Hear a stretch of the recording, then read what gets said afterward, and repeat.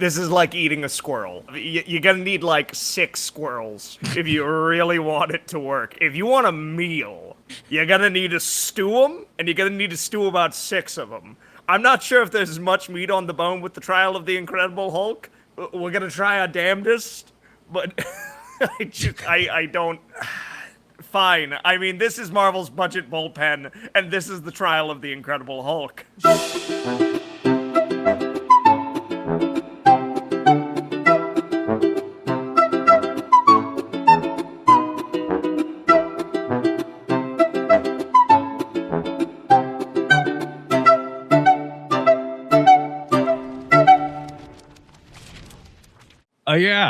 The trial of the Incredible Hulk, which in retrospect, like there's a lot of whys going on here. Why this? Because why this particular film?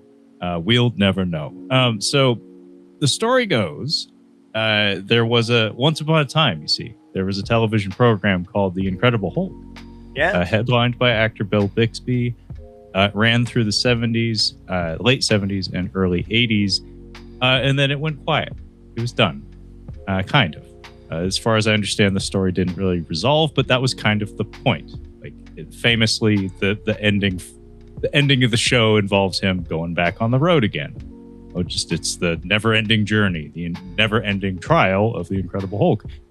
What would happen, though, is we would get a trio of television films for the Incredible Hulk television series. And this is the second out of 3.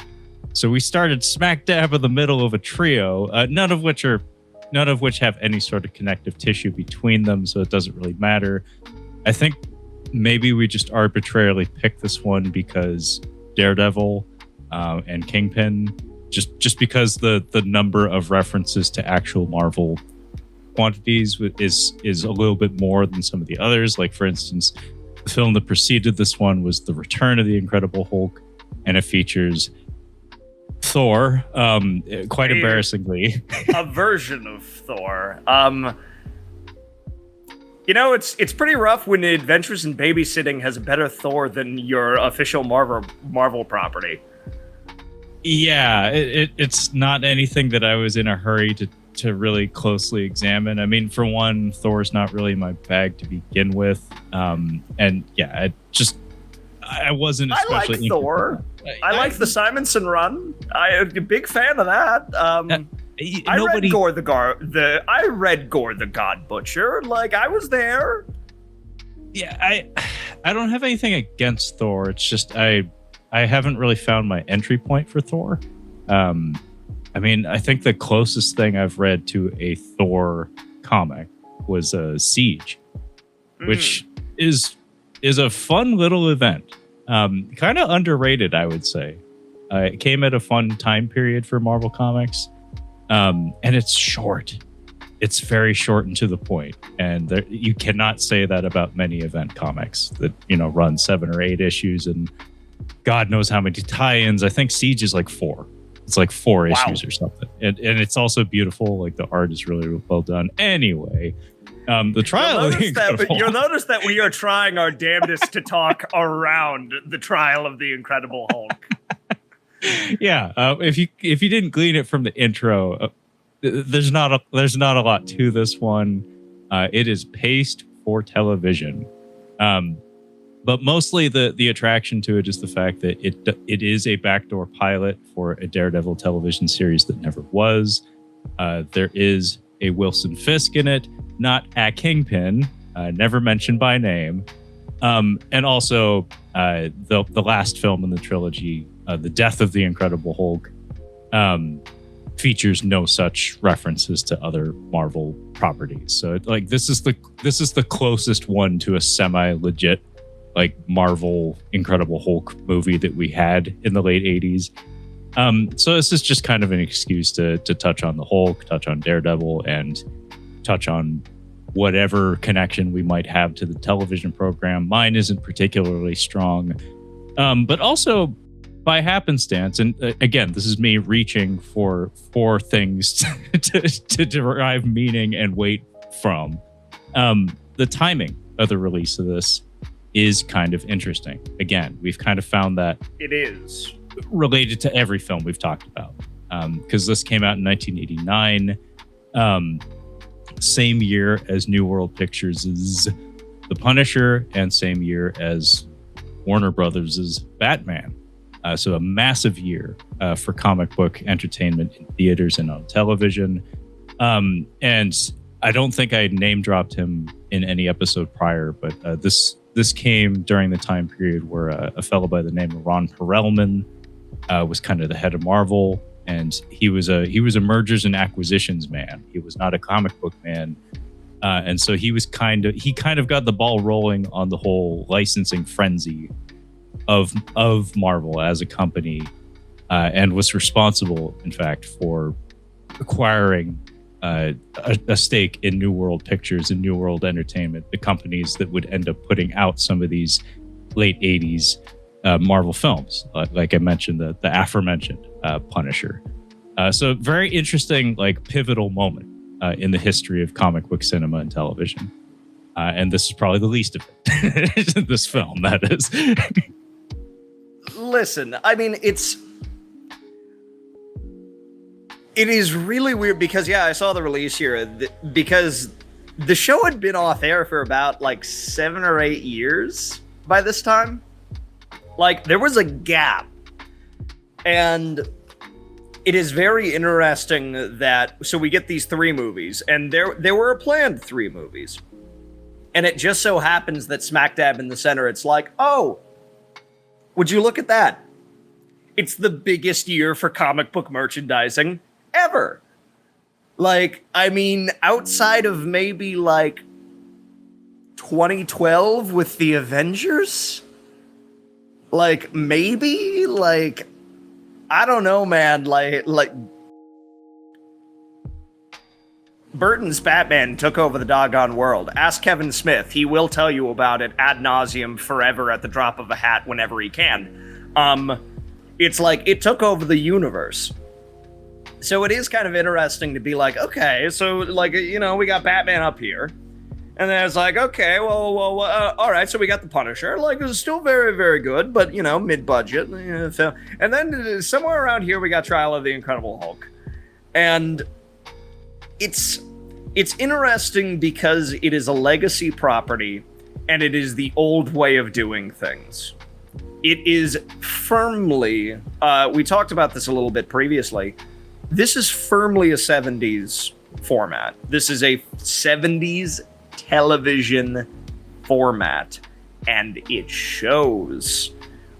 Because shows in the 80s were paced differently. Because Trevor, how familiar are you with things like the A-Team, MacGyver, Airwolf, like the kind of like kids and like middle school-ish entertainment for that type of audience? Like, how familiar are you with that? I'd say I have like my blue belt. Like, I'm not an expert, but I definitely have like actually those specific ones that you've rattled off, including Airwolf, which has an awesome theme song, by the way. I have some familiarity with. So I've seen them all, but I didn't like obsessively watch all of them.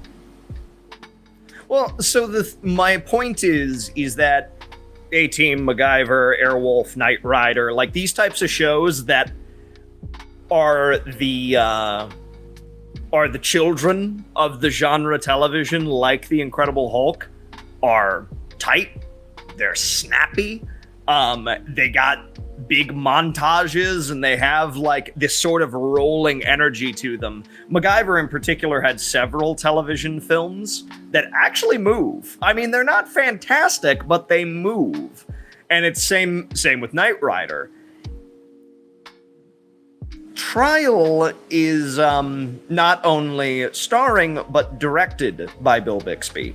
And I think Bill, because so much of his time was spent in the 70s, the kinetic energy that shows at the time had, this didn't quite have that. And it's not even because the content itself is dull or just awful. It's just that there's enough breathing room in between things that it's not quite where you want it to be. Yeah, actually, I took very, very, very limited notes on this one. But something that I was paying attention to was every time we go to commercial in this, because it's a TV movie, we have a fade to black to signal that there's a commercial break, you know? And it operates on like almost like a cousin of the slasher movie format, where it's like slasher movie format is 10 minutes. 10 minutes, we've got to get tits or gore. One of those things has to happen, or both. On a, like if we have enough money, maybe both. Every 10 minutes minimum. ¿Por qué no las dos? Yeah, it's like why not tits and gore? In this case, it operates on a 15-minute schedule, where every 15 minutes we have to have a Hulk out, or Daredevil has to appear. Not necessarily do anything, but just be seen. So every 15 minutes, something action adjacent has to happen.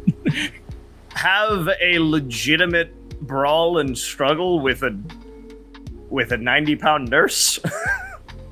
Hey, I mean, actually, like now that you mention it, so I actually just reread Daredevil: Born Again, the Frank Miller and David Mazzucchelli comic. Excellent comic. Excellent writer for that character. Say what you will about the man himself. He's kind of a divisive fellow these days, but wide kingpin. The widest. The widest. Anyway, in Born Again, there is a killer nurse. And she's quite menacing. I think her name might be like Doris or something, but she is in a couple of issues. She murders a couple of people who are threatening to squeal on the Kingpin. She threatens Ben Urich.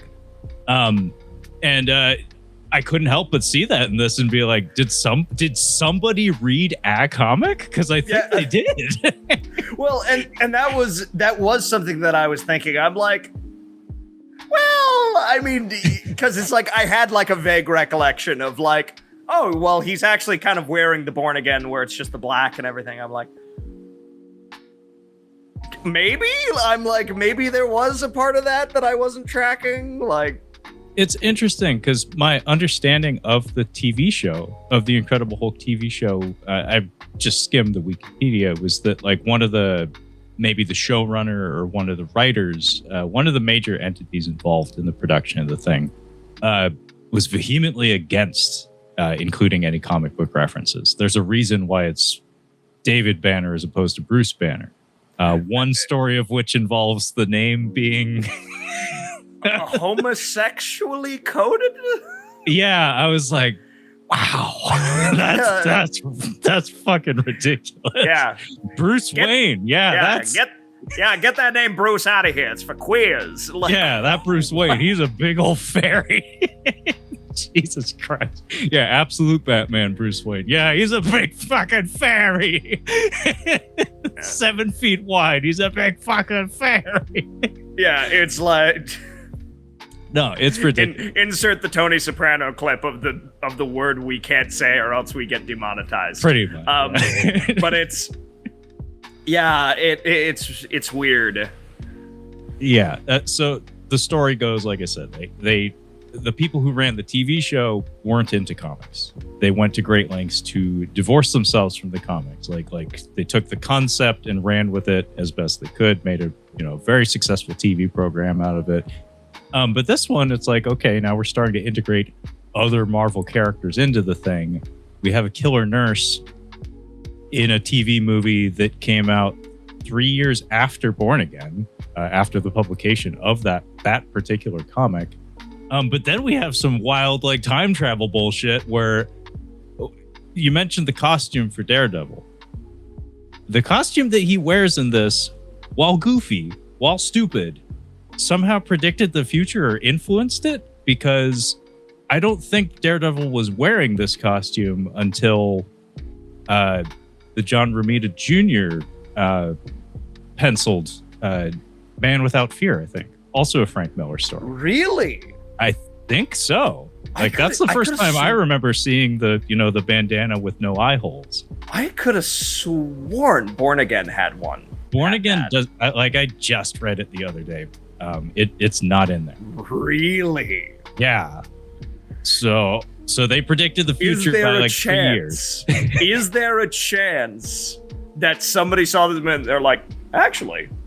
It was like, that looks stupid as shit, but if you tweak a few things and make it completely different, maybe it could be good. I mean, Frank Miller was working. He was working in Hollywood by the late 80s and early 90s, like RoboCop and all that business. Yeah, making such wonderful, incredible films like RoboCop 3. Oh yeah. The Fred Decker helmed RoboCop 3, which is a mess in every sense of the word, and just limped its way into the theater. I feel like there's room for a RoboCop masterclass on the show. Nothing would make me happier. I mean, I know me some RoboCop. we're including the Canadian television movies like Meltdown and whatever else. Prime Directive. Jesus. We're including the cartoon show. Oh, that's a theme song right there. I mentioned Airwolf having a good pump in synth theme. That one has RoboCop, RoboCop. Here's the crazy thing. I have 2 tapes. I managed to find some tapes of it, and I popped them in, and I was watching them with a friend. I'm like, is this actually a legitimately good translation of like RoboCop and its themes to a children's television show? It's not bad, actually. Like, it's really good. Like, it actually carries like the sort of like the corporate fear and like the espionage and like all of the different elements. Like, it tones it down, but even like the violence and the way it's animated and edited and shot, it's like, it feels like RoboCop. Like, it's not just like, we're just gonna put RoboCop in a kid's show. Like the Rambo cartoon is like that, where you're like, this could be literally anybody. Somebody once said that the Adam West Batman show is the best timeline for Batman. Batman is relatively over the murder of his parents. He's working officially with the police. Gotham recognizes him and loves him, and he is a respected member of the community that everyone's pretty cool with. The Rambo cartoon is that for John Rambo, where it's like, this is the best timeline, where he's officially working with the government, and they fix his speech impediment, and he has a team that he works with. Where the RoboCop cartoon is just like, oh, it's just RoboCop, but there's less gratuitous violence. Yeah, it's all happening over there. No, that cartoon is actually pretty decent. That TV show is not the best. It's fine. It's a little tepid. Like, it has kind of the same issues that you were mentioning about the 70s television programming, where it's just the snappiness of the pace isn't there. Thankfully, like, the effects work and the pyrotechnics keep you awake. It's just like kind of flat is all. But I will say this much. If you have nostalgia for the early 90s, like if you were there for part of it, if the style of presentation resonates with you in some way, it is very cozy. It's like putting on an episode of Next Gen or something. And just something about the production design and the pace of it just kind of feels like a warm blanket, where you're like, I'm barely even paying attention, but I feel right at home. Just like having this on, like essentially like a fireplace running or something. Or it's like, I'm just enjoying the flames. My RoboCop Yule log. Exactly. It's very much a RoboCop Yule log. Also, very, very, very Canadian, which this film is as well. That it is. So Daredevil, who is just intrinsically linked with the city of New York. Like one cannot help but think of New York when they think of Daredevil, is transposed instead to the rough and tough urban jungle of Vancouver, British Columbia. And it's like the second the city comes into view, I was like, oh, that's Vancouver. Yeah, it's like, that is not Hell's Kitchen. That's nowhere near hell. In fact, it seems like a perfectly nice place. Yeah, that's actually Purgatory's parlor. Vancouver is a very lovely city. Famously, it doubles for Seattle, where I was born and raised and currently reside all the time, because Seattle's apparently a shit town to film in. Like, regulations are terrible or something. But yeah, it just tickles me having a Daredevil story set in what is very obviously a very cozy Canadian city. We don't have that many like Sundays in the boots or anything like that going on. Like, it's not that Canadian a production, but it is very much shot in Canada. Some of those New York accents are dubious. The woman who's telling people to look at the burning car is like, what's that accent? I mean, it's no worse than the Punisher's Australian stuff. It's like, where are you from? It's like, so. What? Okay, so a general rundown of the plot. Sure. Because we should actually talk about the movie at least a little bit. The format of the Bill Bixby Incredible Hulk show is David goes from town to town, wandering. He encounters people, he encounters trouble, he hulks out at least twice, he beats ass, and then he has to go to another town because, you know, he just hulked out in front of all these people. So we follow that same format of David leaving the town that he's in to go to a town they call New York. Nope, they don't even say New York. They just say the city. I mean, it may as well be Netflix Daredevil This City. Just the repetition of the phrase "this city." When I was a boy, I realized that I wasn't the shepherd. But it's so he goes to the city and discovers he foils a mugging, and then because he does that, he is arrested by the police, who come in to figure out what happened. And as he is sitting and holding, in walks his lawyer, Matt Murdock. And so intercut with this is we see a high-stakes jewel robbery take place, headed up by Wilson Fisk, played by John Rhys Davies. And there is a running plot of trying to nail down this hero they call Daredevil. And the growing plot of that, as well as trying to prove the two muggers, the muggers that David stopped, are working for the Kingpin, and they were coming off this jewel heist.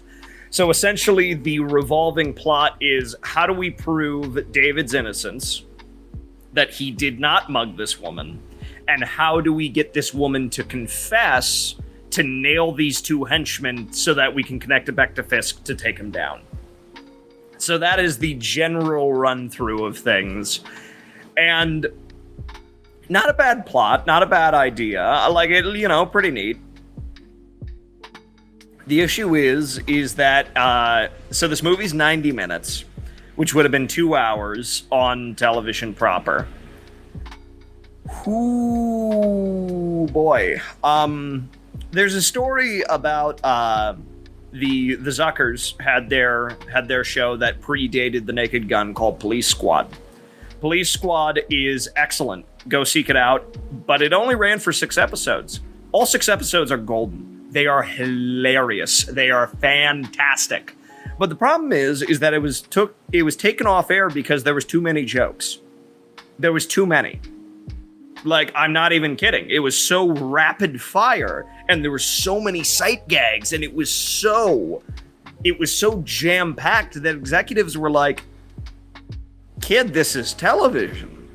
It's the small screen. It's a box this big that's 8 feet away on the other side of the living room.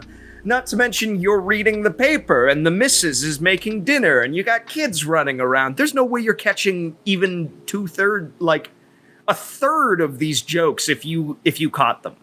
You'd be lucky. So the thing is that television is paced in such a way that it is assumed you are doing something else. It is assumed you do not have your eyes on it. You're reading the paper, you're wrangling your kids or anything else. The problem is that this show is set up for a 2-hour time spot that is going to be interrupted by Tide and Tab and Pampers diapers and all of these sorts of things. So the pace is lacking. It's kind of hard to watch it as a movie in the traditional sense. Yeah, I'd say that the pace just is absent. Like, it doesn't really have one. It's very lackadaisical. It peaks just before the commercial break. And it may as well have like a laugh track or something to let you know, like, oh, whatever you're doing, now is the time to look up, and then you can go back to ignoring the thing or whatever. Yeah, it has no pace to speak of. And also the script feels, it's a fine premise. Like the bones of it are there. It's like, this is solid comic book entertainment. It makes sense to all the characters as we know them. But it's almost silly to the extent to which it just tosses everything out the window. Like, everything that sets up, it provides essentially no resolution for. Where it's like, David Banner is imprisoned. We need to figure out a way he's been wrongfully accused. We need to find a legal way to get him out of prison. It's like, well, or he can just Hulk out and break out on his own. It's like, we need to find proof to connect all these dots to Wilson Fisk, the guy, he who is not the Kingpin. Or he can escape in a land speeder with propellers on it at the end. It's like, none of it really adds up to any sort of cohesive whole. There's no real satisfying payoffs to anything. The Hulk isn't even involved in the finale of the film, which is kind of a big fuck up, honestly. Although maybe they were trying to protect Daredevil, because this most certainly is an attempt at a backdoor pilot. Like, there is a whole ass 5-minute sequence where we sit down and Daredevil just dumps exposition about himself, just spills his guts to the Hulk and says, like, yo, I'm Daredevil, this is what I'm about. It's like, okay, thanks for stopping the movie dead. And the problem is, there's some really good stuff here. Yeah. It's like, I'm trying to remember, it's Rex something, the guy that's playing Rex Smith, thank you, that's playing Matt. Rex Smith is mostly a stage actor. Apparently he has a lovely singing voice and all this sort of thing, but he has a big presence. When he is on camera, like, he sucks you in. He's good at what he is doing. And I believe him as Matt. I do. He's a different flavor of Matt Murdock. Typically, I like my Matt a little more Catholic and a little more pathetic, but that's just me. I feel like pathetic and Catholic are kind of like the two big things. I mean, Daredevil's best when he's losing, so yeah. Yeah.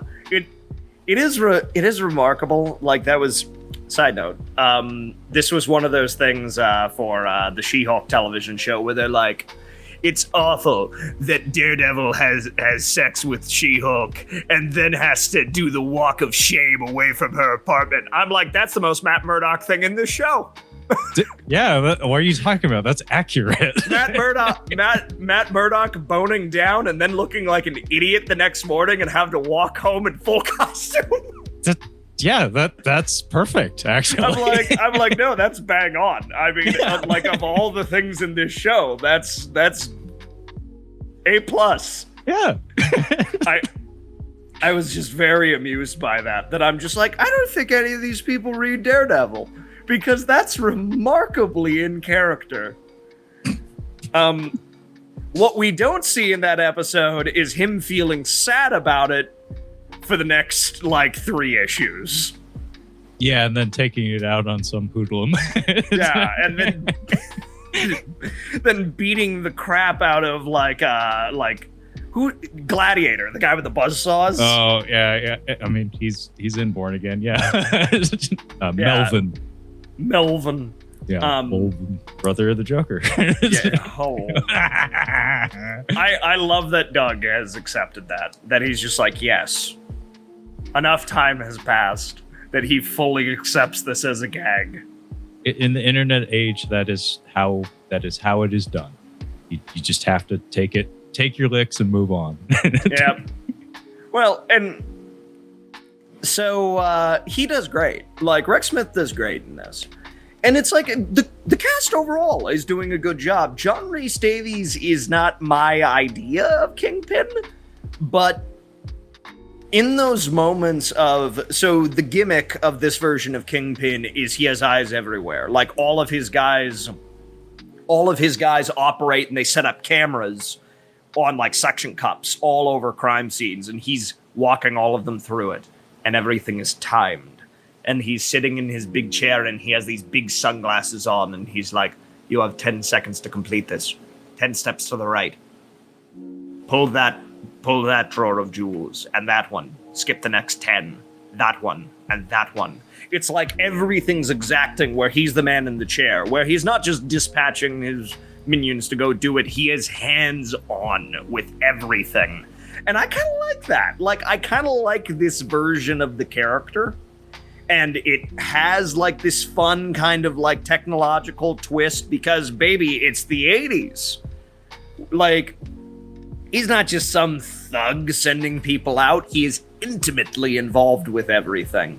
And it's like, Davies does a great job. He really does. He's putting his all in, and the sound of his voice it's John Rhys Davies. He has an incredible voice. It's like, I like all of these elements. I like all of these pieces. One of the things that they do is when Matt first meets David, he's like, can I take your picture? And he feels across his face, and he kind of feels it up and down so he can kind of like recognize him, quote unquote, build a bit of the mental picture of what he looks like. And later on, he comes across him after he's hulked out and smashed all this stuff, and he feels the face, and he says, David, you poor soul. And it's excellent. It's great. And it's like, and there's also there's these other moments of like, again, explaining how Daredevil's senses work. My favorite joke that I've ever heard in regards to this is David asking, how do you see? To which somebody says, terribly. Credit to Nash Bozard for that. But yeah, it's like there's a lot of things I like here, and it's like when Lou Ferrigno is on screen, it's fun. When Daredevil is on screen, it's fun. There's just too much distance between all of it. Yeah, the connective tissue isn't there. Speaking of things that are kind of nice about this, I too liked Rex Smith as Matt Murdock. In particular, I liked how surly he was. Like, he's kind of a prick. And there are many moments in Matt Murdock's life where he is that way. He is he does have rage issues in particular, and they're all justifiable. The Catholic aspect of his character in the comics gives you a wonderful canvas to, have inner conflict about all that stuff. We don't really have the benefit of that, like, inner monologue in this, but you do see him, like, just kind of seething throughout a lot of this movie, and they have some nice running elements where his disability is made a big deal of by everyone but himself. And you can tell that there's some anger there. There's some anger of being seen as other and different and less than.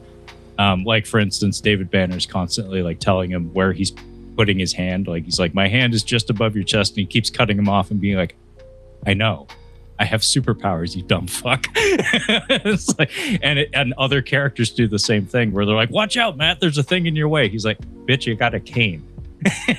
I know, I got this. I have existed this way for a couple of decades. I think I got a handle on it.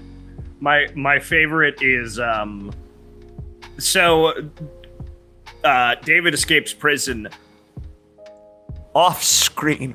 I know. David escapes prison off screen. I know. You didn't get to have Lugo. I want to watch him tear the bar and have him run through styrofoam walls. Come on.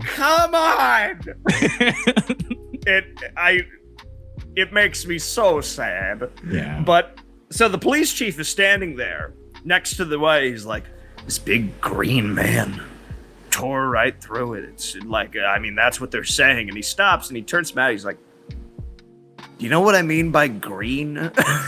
and Matt's like, I was sighted until I was 14. Yes, I know what you mean by green. And it's like the whole thing, there is just kind of this subtle, because he's keeping a professional face. He has like a slight smile with it, but you can tell that he's just like, bitch, please. Matt has this sort of like low rumbling indignation the whole movie. That's what I liked. And yeah, you could start every sentence he has in this movie with bitch. It's like so many times like people are just assuming that he doesn't have the whole picture or something. He keeps demonstrating to them time and time again that it's like, yeah, I can't see, but I can do other things, and I can do them very, very, very well. On the subject of sight, I too kind of iffy on this particular version of the Kingpin.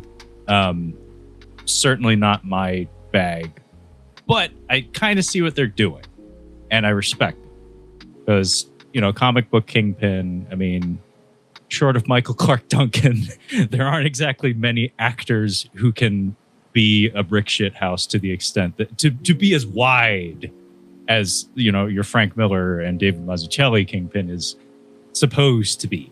Like it's just not something that one can do without the benefit of a padded fat suit Vincent D'Onofrio wears. But this version, funny enough, in Born Again, the monitors motif, the Foot Clan monitor wall, the Shredder monitor wall. I think of it as Ozymandias personally.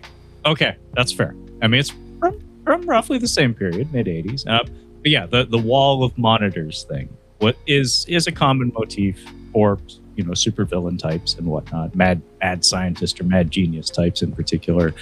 But it actually is featured explicitly in Born Again. Kingpin does in fact have a wall of monitors that he views in a darkened room. But if you want to take the material for a little bit of a walk, it's like you have a villain who sight image is core to him, in opposition to a character who has no ability to see or visualize.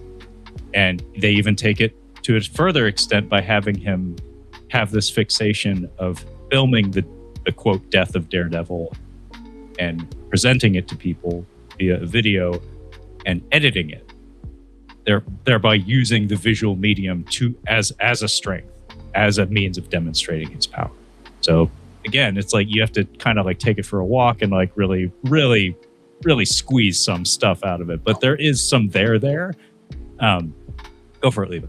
And if you wanted to take that even further, the whole script is about perception. Yeah. What does one witness say about a crime? How do we alter what a witness is saying about a crime? How do we edit their statements? How do we push them one way or the other? The whole story is perception. It's like every single bit of it, especially with sight. Well, she says that you attacked her. That's sort of the response when David's like, no, it was two other guys. It was two other guys who did it. And they're like, yeah, she says you did it. And she's obviously being intimidated. But so the thing is that it's all about shaping and perception and changing how things are in the face of somebody who physically cannot see. See? There's stuff. There's stuff there. It's just padded to shit. but yeah, actually there is some interesting theming on. And that is absolutely apparent. It's just not especially obvious or hammered home in any sort of meaningful way, but it's definitely there for sure. But yeah, I liked John Rhys Davies' Bret Hart sunglasses. For a minute there, I was like, why? And then I thought about it, and I was like, oh, I think those are mostly just there to give the DP some reflections to work with. Because there are a lot of shots where they're reflecting images on his lenses. And it looks awesome. It does. Like when he's looking really up into the cool. monitors and stuff. It does. It's just when you first see him like that, it's like, what? Why does he look like the Mole Man? like, are we doing a Kingpin Mole Man merger or something? What the fuck?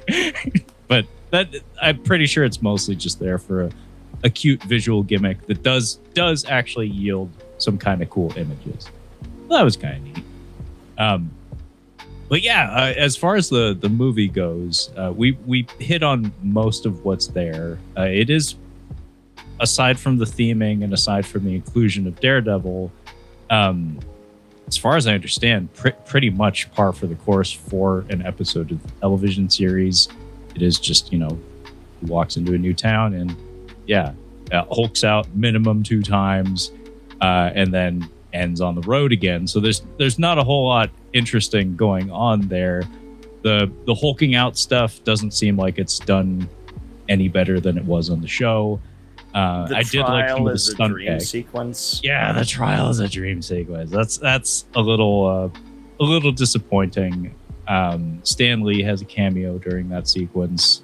It's funny because seeing that vintage of Stan Lee, it like my initial reaction was like, that's a Stan Lee looking guy, and then it's like, oh wait, no, that is just it's just Stan Lee from a while ago.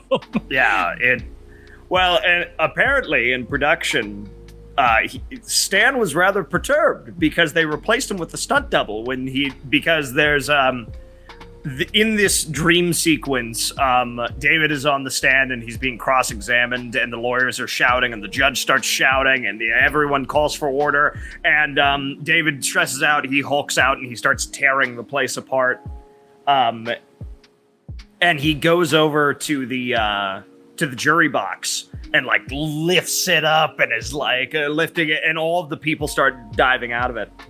So Stan is a part of the jury, and he was apparently rather frustrated because they replaced him with a stunt double to like jump out of the jury box, and he's just like, well, I can't jump out of it. I can't jump out of it after the Hulk turns it over. Sounds like bullshit, true believer. Excelsior, get my Excelsior. lawyers. Yeah, and that's the thing. I mean, it's not like Stan was a young man at that time, but he wasn't like a horrifically old man either. No, he was a very assertive individual. Wasn't he a veteran on top of that? Like, I'm pretty sure he was kind of spry in the late 80s. Like he could do stuff. I'm pretty sure Stan mostly did writing during the war, but I mean, hey, a soldier is a soldier is a soldier. I remember there was a quote from him. I'm pretty sure it's from Stan, where he's just like, yeah, and then I took time away from Timely during the war, and at that time I had to remember when I came back that a typewriter wasn't slang for a machine gun and a magazine wasn't something that you put in it. That sounds like Stan. And I'm like, I really like that. Like I think about that every now and again of just like, that's a very clever turn of phrase. But yeah, I mean, it's like the whole trial sequence. Listen, it's fun. We get to watch Hulk strangle a lawyer. That's fun. Made a lot of people happy. Yeah, everyone's like, it's fun. It made me wish that Sam Raimi had directed that scene, because he would have directed the fuck out of that scene. It's just the heightened element of it, and the fact that it's a dream, so everybody's supposed to be kind of like dialed up to 11 and shouting, and I was just wanting the camera to be like smashing into people's faces, to crash through his eye, and as he breaks the guy's hand. Yes, I wanted a pink elephant to be in the room, and I wanted him to really want that elephant for his girlfriend. Well, I mean, you're absolutely right. I mean, shooting a sequence like this, like the Dr. Octopus transformation in Spider-Man 2, or like Darkman, would have been awesome. Yeah, no, it would be the perfect time to go kind of ape shit with the cinematography, but we didn't, we didn't have any money, and we have a director who is also an actor who largely comes from an earlier time period of the format. It's not that kind of production, but it just, gets you thinking in terms of what if, and it's like, man, that I could see like Sam Raimi making a whole ass meal out of that sequence. Be like, Jesus Christ, like the Hulk is freaking out. Yeah, it really is disappointing because there is a world, because, okay, we present you the premise that we did at the top. And then we, with that premise, you, from the audience, could probably write a better sequence of events. Because I give you the title, The Trial of the Incredible Hulk, with the format I just gave you. Daredevil's in it, Kingpin's in it. There's this dual thing where we're trying to connect Kingpin's minions to this assault that David stopped. Odds are you would say, well, I mean, Matt has to bring him through, and there's deposition, and we're cutting back to the trial proceedings, so we have the initials, and then maybe it turns out the prosecution lawyer is actually dirty too, like he actually has connections to Wilson Fisk, and throughout we kind of go back and forth, and then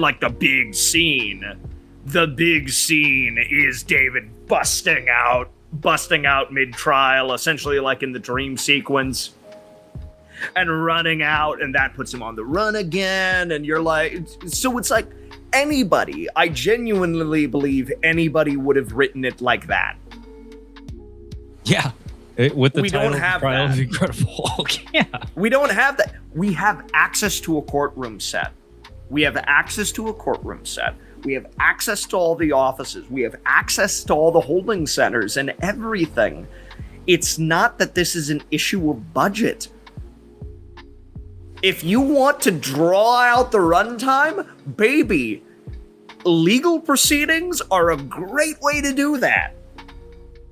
It's just a shame, because it feels like there was a real opportunity to do something akin to the Trial of the Punisher that we had in the Netflix Daredevil show, where we don't get that here, and it ends up being a waste of the title, it ends up being a waste of the premise, and it kind of leaves nobody happy. Yeah, it's I mean, a trial is anytime you're putting a character on the stand and they have to give a deposition or something, like anything along those lines gives you so much canvas to work with in terms of character examination. Only problem is I don't know that there is much character to examine, so perhaps that's why they avoided it. What's interesting about this time period of doing a quote unquote superhero production is these days it is understood by mainstream audiences, the format of they meet, there's a misunderstanding, they fight, they become friends. That is the comic book team up format that I think even my fiance knows at this point. It's just understood that that's how these things are done now. In 1989, that wasn't concretely established. There were no rules suggesting that's how you do this. And what I'm getting at here is Daredevil and the Hulk never come into conflict in this film, and it feels odd. I'm become so accustomed to how formulaic things have gotten that to have that absence feels like an absence. It's not necessary at all. It doesn't need to be here or anything. It's just for me, it's we had that and we didn't use it. Interesting. You had a card you could have played there, that again probably could have sucked up some of your screen time, but also probably would have sucked up some of your budget. So that's probably why it's not there. Yeah, and it's like the problem is that a majority of the action. The big problem is that the Trial of the Incredible Hulk is the title of the picture. Yeah. This is not an Incredible Hulk movie. No. This is a Daredevil movie. Yeah. And even as a Daredevil movie, the problem is that we don't have enough actual time to really focus and really, like, zoom in on Daredevil enough because, well, it's David Banner is in the show and Bill Bixby directed it. So it's like we kind of end up getting the worst of both worlds. And with the climax, so the whole setup is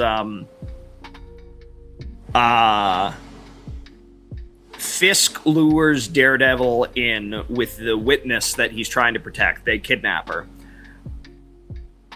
Everyone is really horny towards this woman. I know, it's weird. Bro, like, listen.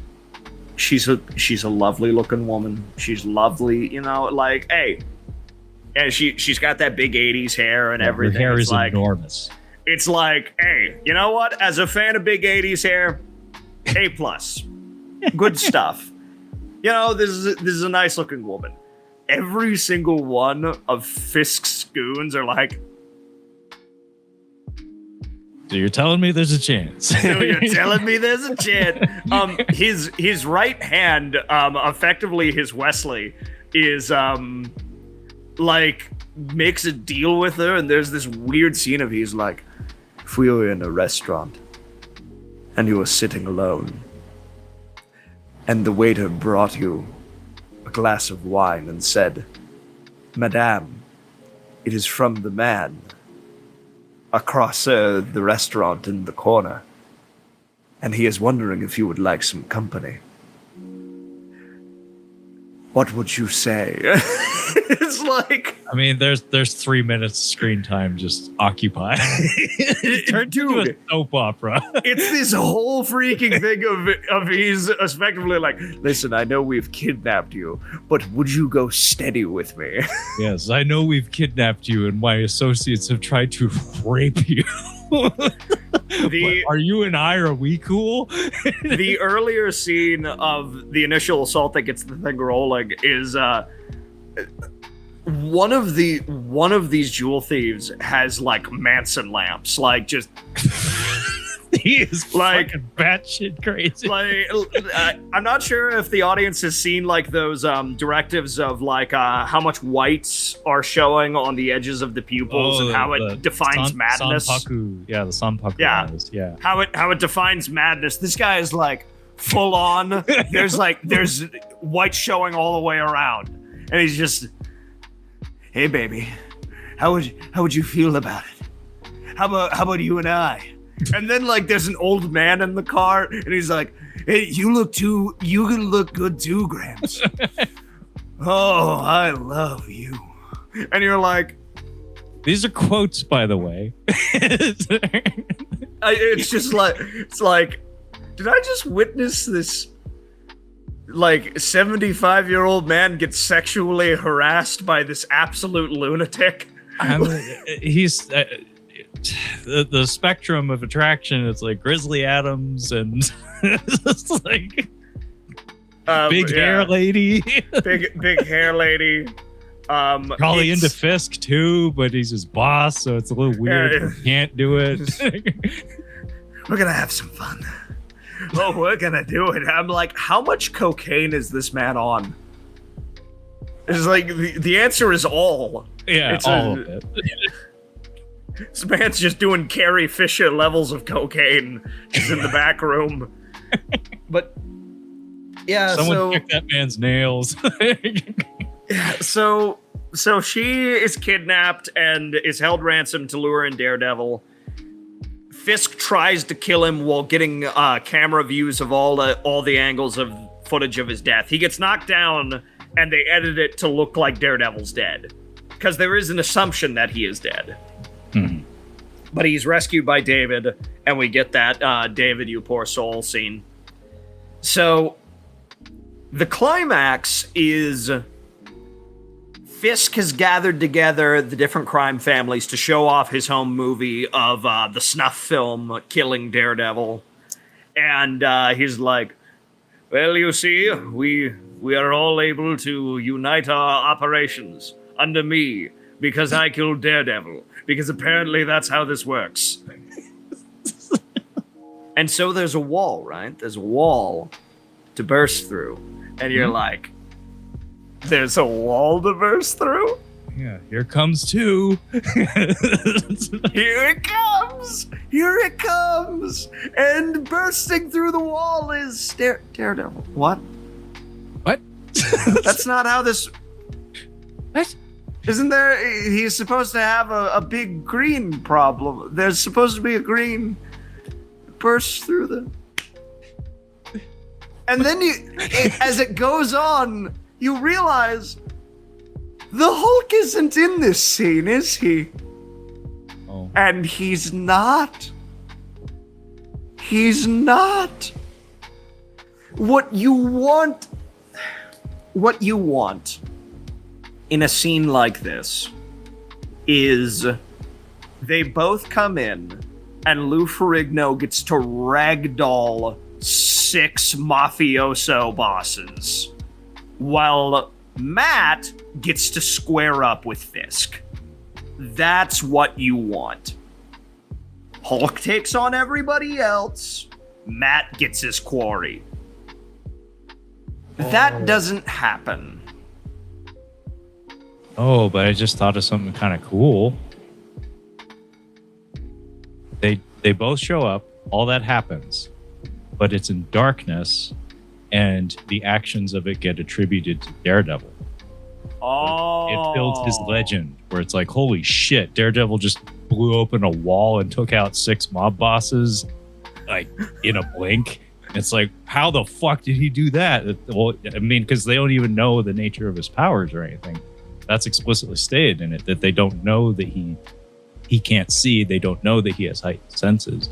But yeah, have it where like the Hulk shows up and it's, you know, the lights go out and then he just like bangles a bunch of people and nobody saw it. So they just think that it was all Daredevil.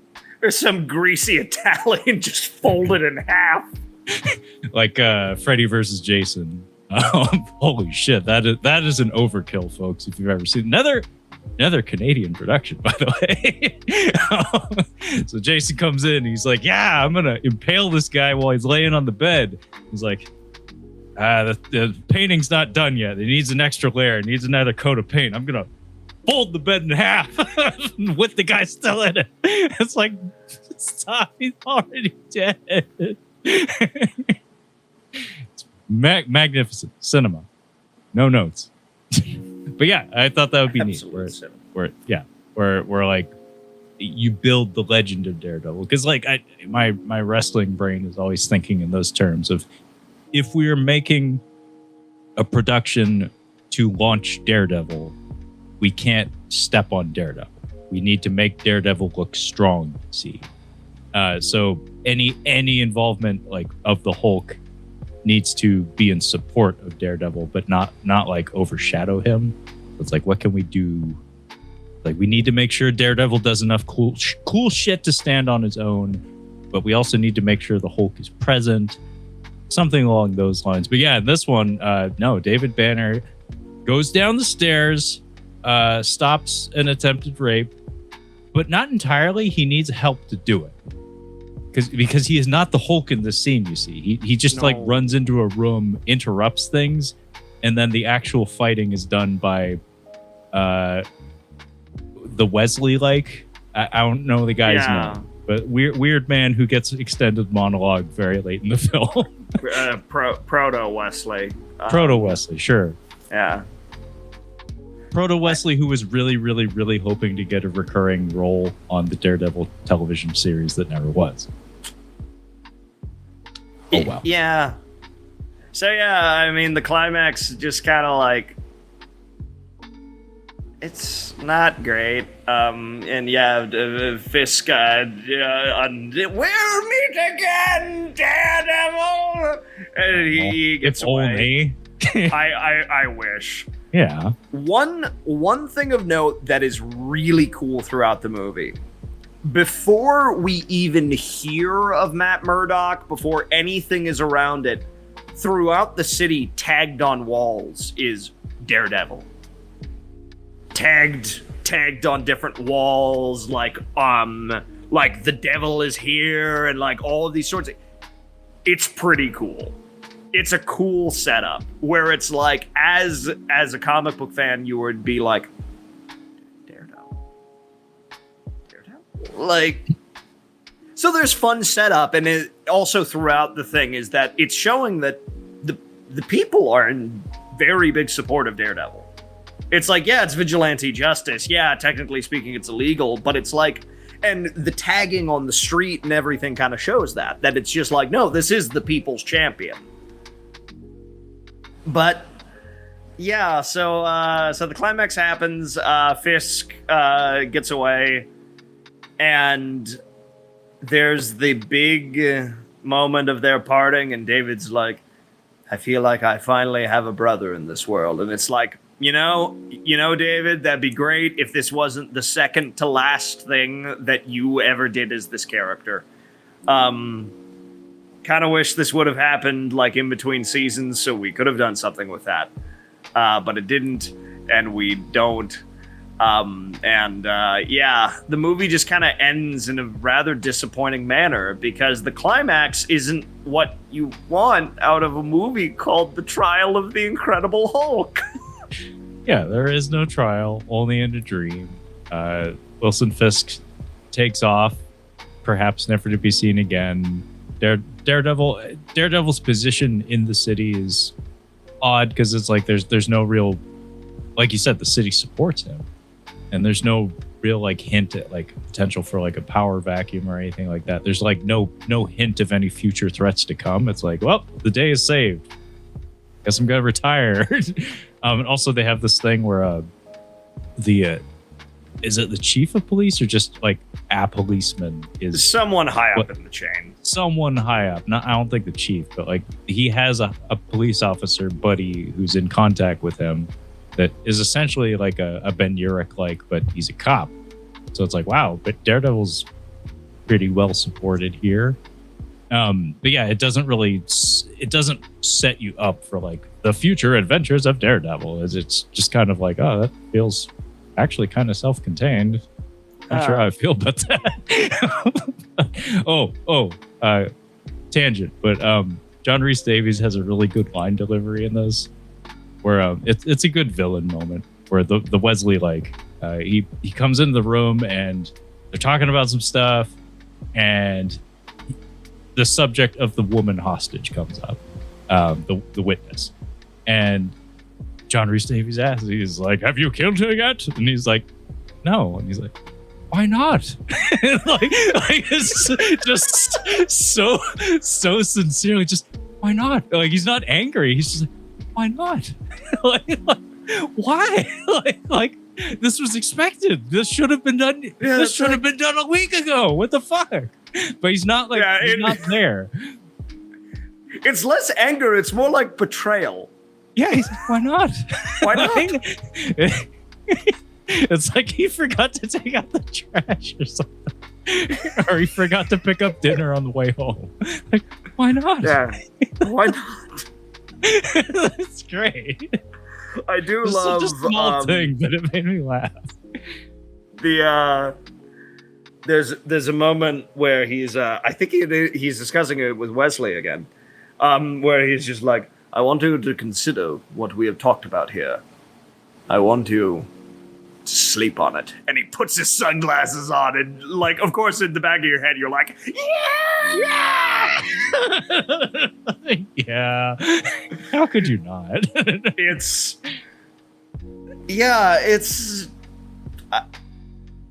I think that's about all I gotta say. Yeah, no, we've been done for a while. It's like, that's the thing. Boy, I wish it was better. Yeah. And the thing is that I will say it again. I want I want an Avengers with these guys. I want Lou Ferrigno, and I want Rex Smith and Dolph Lundgren. Like, I want all of them. I want a full team-up movie that's just bullshit, and we made it for $5 million, and we don't have enough money for real effects, but damn it, we're here. Yeah, let's get Dr. Mordred and Doctor Strange and Rex Smith, Daredevil, and Dolph Lundgren, Punisher, Lou Ferrigno, Hulk, Hulk Hogan. I said it like the Ultimate Warrior just now. Hulk Hogan. And also, why not? Let's throw in Brigitte Nielsen as the She-Hulk that never was, just because she's still around, she's still kicking. She and Dolph can catch up on old times. But yeah, why the fuck not? I would love to see that. I mean, there's I don't have anything else to say about the movie other than, I kind of would have liked to have seen Hulk and Daredevil throw hands at some, like, in the film. Like that would have made me happy, because the benefit of that is that it gives you a platform to demonstrate in shorthand what these characters are about and what their limitations are.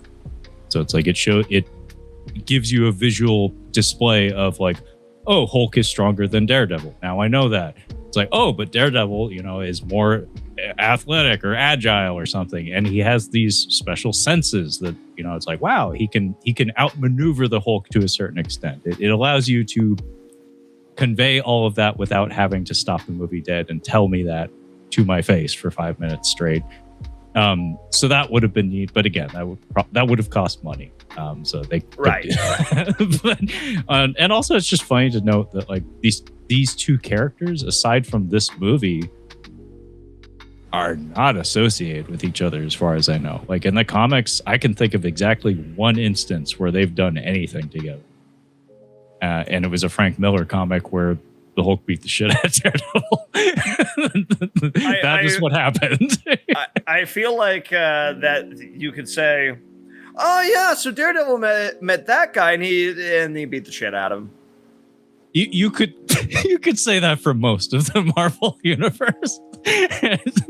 One of my favorite moments of Born Again is the big, like, knockdown, drag out fight with Nuke that ends with, like, Matt at, like, he is barely standing after he gets him, and the Avengers roll in. And first of all, guys, I like Frank Miller. I don't care what the rest of you say. When Frank Miller is good, he is damn good, even if his best days are behind him. Oh yeah. Because the idea of, there's a particular panel where it shows Captain America. It's being like, the thunder is rolling, and a soldier stands and he speaks with a command that could sway the gods, and it does. And it's Cap saying, Thor, cool the rain. I think the fire's taken care of. I'll give you a visual reference here.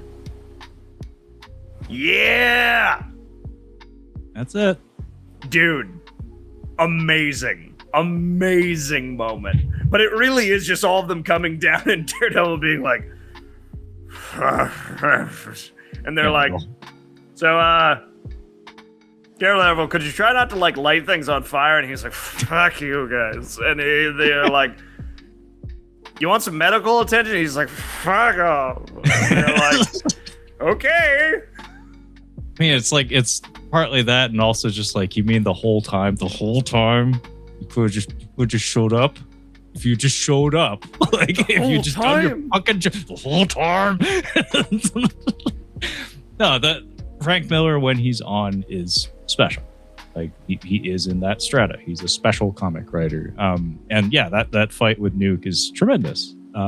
In particular, it's really neat how many details are teased out through the benefit of the prose, where it's like almost nothing is explicitly, like, dumped on us about, like, the nature of Nuke, but through Daredevil's senses, not through his eyes, but just through touching the guy, through hitting him. we tease out all these details where he's like, oh, this is where a particular nerve cluster is supposed to be. Oh, this is supposed to be where his sternum is. It's like, that ain't bone. It's like, and that nerve strike did nothing. And I just jammed my thumbs into that guy's eyes and it did nothing. And it kind of, again, without explicitly dumping it in your lap, like telling you everything, you can tease out that's like, oh shit, this guy's been altered. Like he's not just like chemically altered. He is a cyborg. He is the goddamn Terminator. Yeah. And it's all just through touch, just through fighting the guy, through laying hands on him. That it's teased out through the dialogue and through the prose. It's really well done. It's a very, very good comic. And that's the thing. Frank Miller, when Frank Miller is good, Frank Miller is incredible. Yeah. When Frank Miller is bad, the thing is, when Frank Miller is bad, it is all of Frank Miller's strengths being judo flipped. It's all of his momentum, because what Miller does great with is his tough, gritty dialogue and his internal and the internal state of his characters. Yeah. And he has, the thing is, I don't really know much about Miller's background in his personal life or anything, but he seems to have a little bit of a touch on the thrill seeking of being a superhero. And like, guys, I'm sorry, Bruce isn't in this just for vengeance and for justice and because he's sad about his parents. Bruce Wayne is Batman because he loves it. He loves it. He is like, he gets a kick out of it. Diving off of rooftops and driving his fast like rocket tank car and beating the living tar out of criminals and doing like, is it right? Is it wrong? I don't know. But man, it feels good. And it's like, and to an extent, there's a little bit of that in Daredevil as well. There is that sense of exertion and that sense of momentum. And when he's doing that, and as well in general, he has this almost Mickey Spillane, Mike Hammer type way of writing. And the problem is when that goes wrong is it goes from being gritty and like kind of real and kind of like harsh and like fast hitting to going too far and becoming ridiculous. It's Frank Miller goes wrong when Frank Miller is too much, when there's too much of the sauce on it. And there are certainly worse things. There are certainly worse things than that. I know Louis Lovehog famously has a very sordid relationship with Frank Miller's work. And while I agree with him in places, while I agree with his excesses, I feel like Louis often goes much too far on Frank's work. Especially because, again, when he's good, he's really, really good.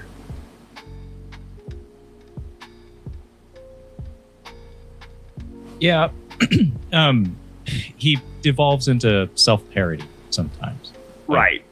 When he takes it too far, when he leans into his perceived strengths a little too much, a lot of times what typifies his work is there's a bluntness and commonly a lot of repetition in a lot of the inner monologues of the characters. And when it sings, like when it works, it's beautiful. It's really wonderful, actually. But then sometimes it comes across as clunky, and again, it devolves into self-parody. But you are absolutely right about the thrill of being a superhero, being a costumed hero of some sort. Is like there's language in Born Again and in The Dark Knight Returns and pretty much any Frank Miller superhero comic that is almost of a sexual nature in regards to the freedom and the embrace of like the nightlife of the superhero.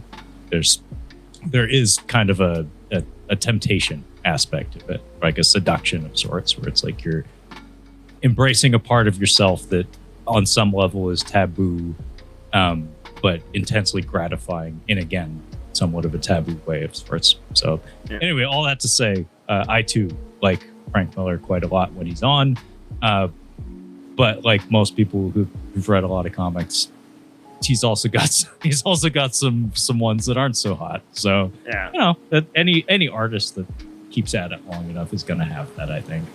Right. I mean, it happens to all of us. It's one of the his Superman Year One, which I did not care for. Has some of those aspects. It has some of those strengths. What's really weird is that it gives Clark not an inner monologue, but it gives a third-person description of his inner monologue, which is a good evolution of it. And it works. The problem is it's up against dialogue that is like almost Silver Age. Weird. So it's the grit of a Miller like internal dialogue, along with like, well, gee, Clark, I'm not entirely sure if you should be able to do that. If it isn't the most goddamn... Now, Jonathan. I'm sorry, Martha, but well, gee willikers, like it's the way it's really strange dialogue. But the internal boxes, there is this moment of like he thinks how he has to control his muscles. He thinks how fragile she is.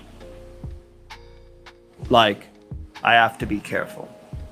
And it's like this moment of hugging someone, of Clark doing that. And it's like, you know what? Good idea. Fair point. And the other thing that he leans into, again, it's kind of a weird thing, but I'm like, I'm open to it. I'm open to it as an idea. Is he has Clark join the Navy. Clark joins the Navy. He becomes a SEAL. Whoa. And his reasoning was, what the hell else is a kid from Kansas who's indestructible gonna do? And I'm like, yeah. I kind of love that, of the idea of, because again, Frank leans into this. Dude, being Superman kicks ass. It's so awesome. You can fly around and nothing hurts you, and it's cool. It's cool as hell.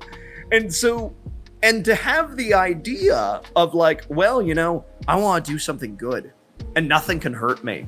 And I'm super strong. I want to do some good for the world. Your first thought isn't, I'm going to put on a costume and foil crime. It's, shit, man, I should enlist. Mm-hmm. Huh. And I kind of love that. And so he ties it in where it's he meets that first love, the old Silver Age love from his college days, Lori Lamaris, who's a mermaid. That's how he meets her, is during SEAL training. And I'm like, that's kind of a fun evolution, because in the Silver Age, it was like she was a student at Clark's college who's in a wheelchair to cover up her fish legs. But she's learning out here on land. And she would go back to a saltwater bath in her dorm room. You got me. But as an evolution of that idea of like, yeah, you know, Clark had like a time of military service. Like maybe he didn't even make it through training, but that's how he meets Lori. And it's still during his like college days. And I'm like, I kind of like that. That's kind of fun. And it's also a fun evolution of the concept of like, well, what else would a kid in middle America do if he wanted to do something good for the people around him? probably be it, honestly. Yeah. I liked it. The art's nice. Nice. The writing, again, isn't quite for me, just because it feels like a really weird combo.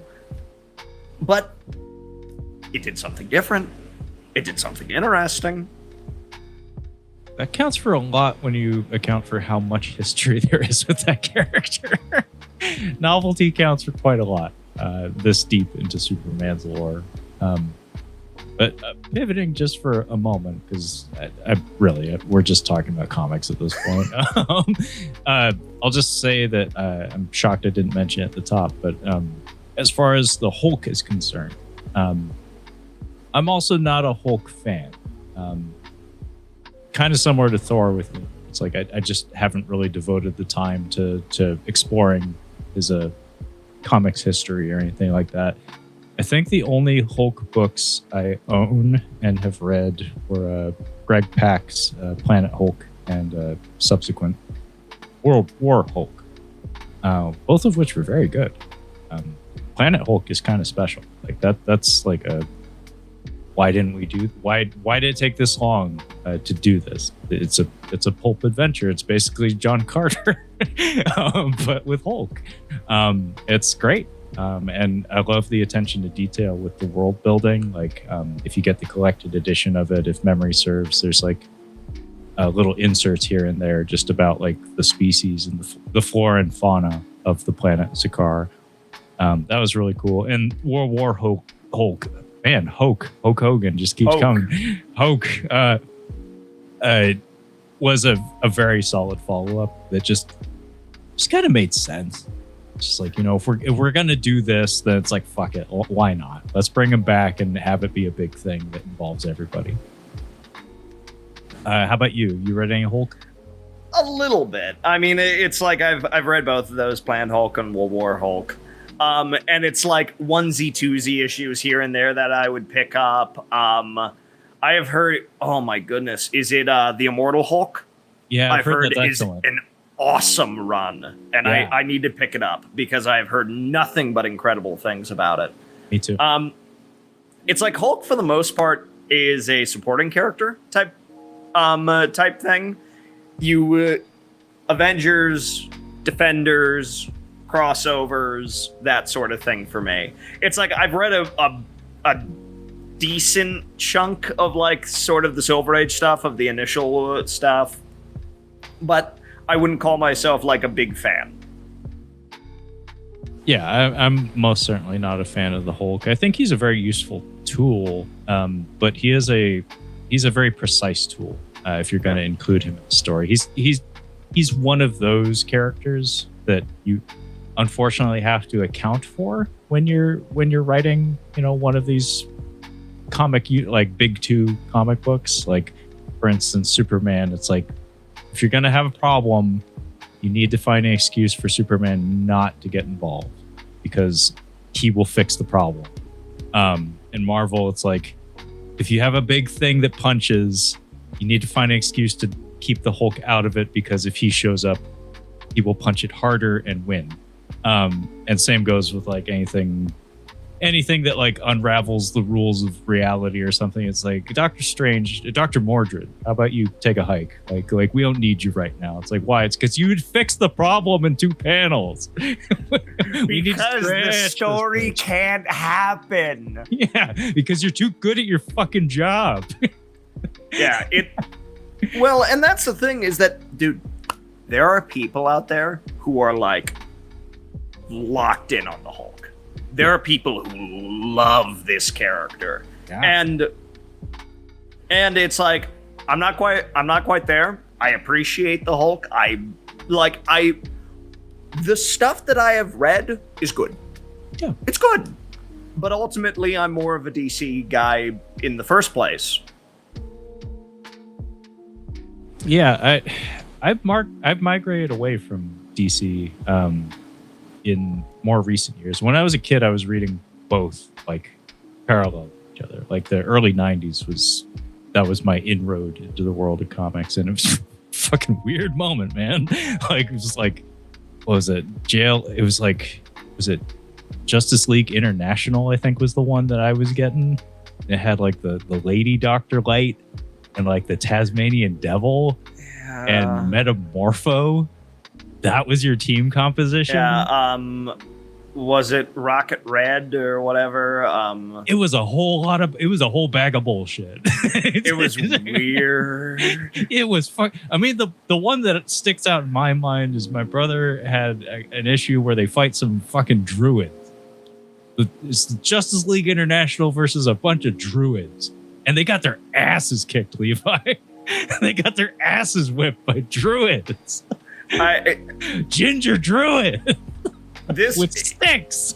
It was also a weird time. Like I love looking back on. I'm trying to remember if it was Grant Morrison's run on Justice League or just prior to Grant Morrison's run on Justice League, where it's like, okay, guys, so here's the deal. Wonder Woman isn't wearing a proper uniform and she doesn't have her powers. Bruce is like off doing some other thing, and Superman's a blue lightning guy. Oh yeah, the Blue Lightning Superman. I remember so that. It's like, so the big three are like weird right now. Yeah. It's like, instead we're going to promote the likes of Maxima and Red Tornado. He needs a push right now. The kids love Red Tornado. We got long hair Aquaman with a water hand. He doesn't have the hook hand anymore. He has a magic water hand. That was me. Yeah, that was a thing. Aquaman's magic water hands, dude. Yeah. Hell yeah. Bringing back some memories, but yeah, like all that to say, like my inroad into comics came in the early 90s, and I think Hulk was smart at the time.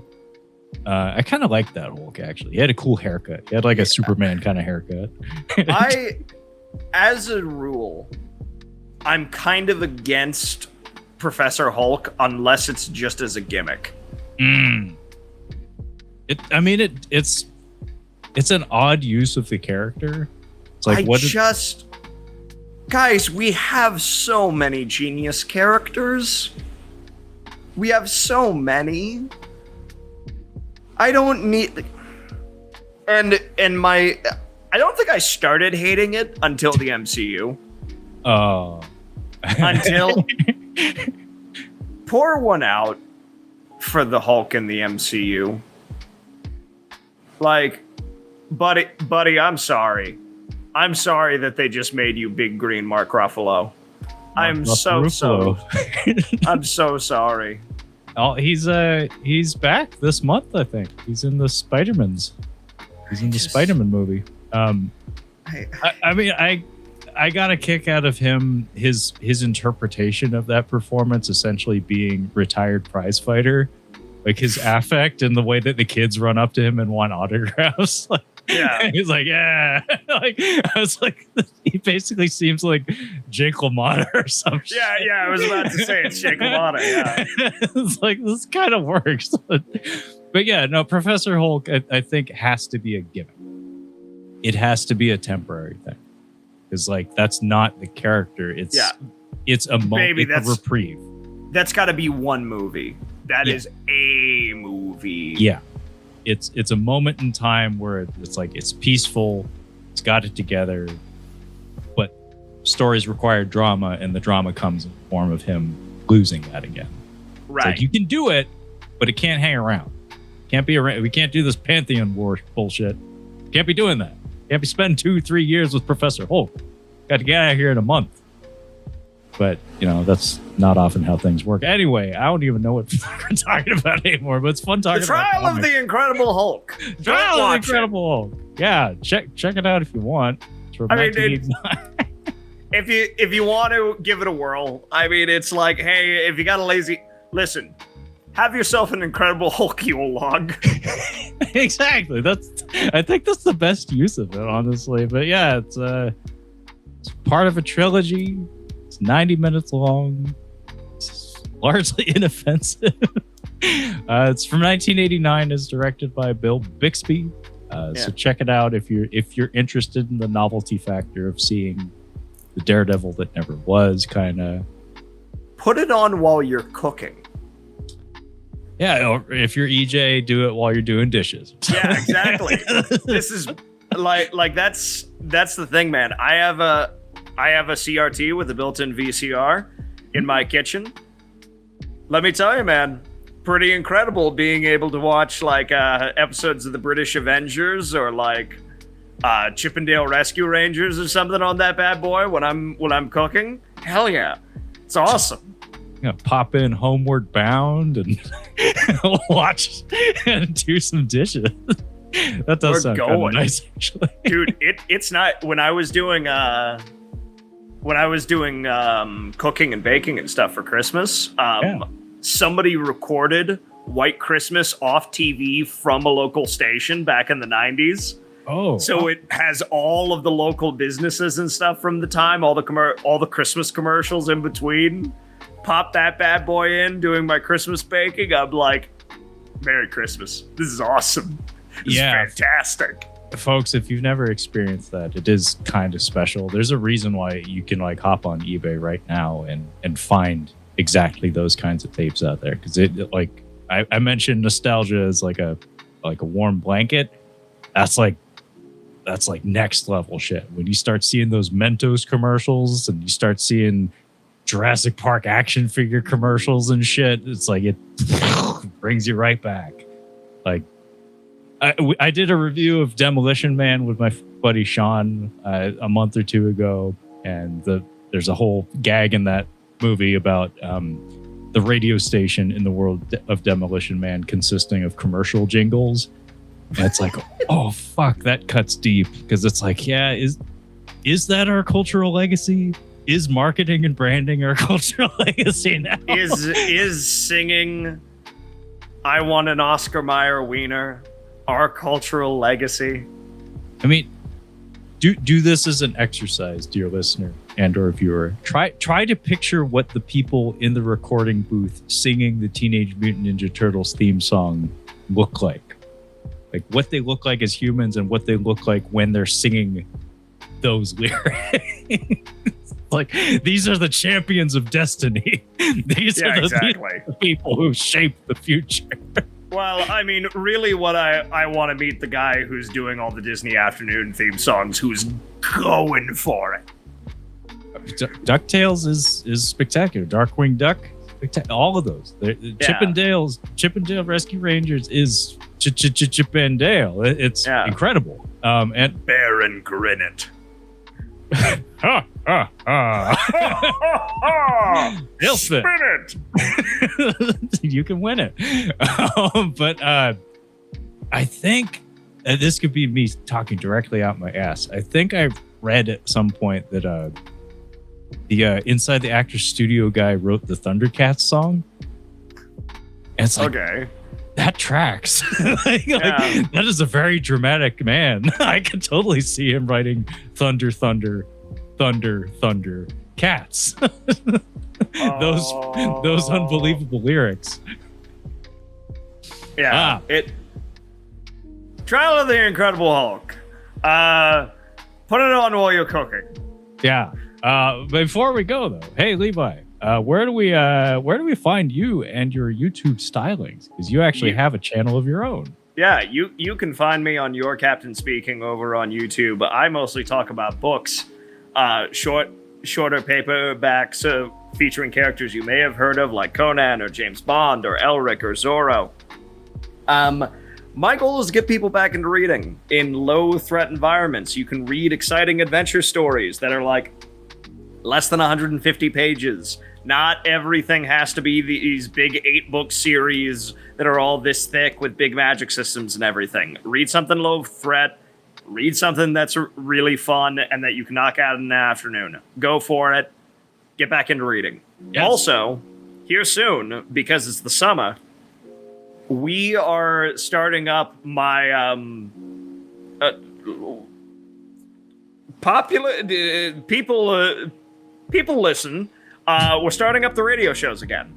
So we do vintage radio shows with a full cast in front of a live audience, and we put those recordings also on the channel. So if you guys want a taste of yesteryear, that's something we do too.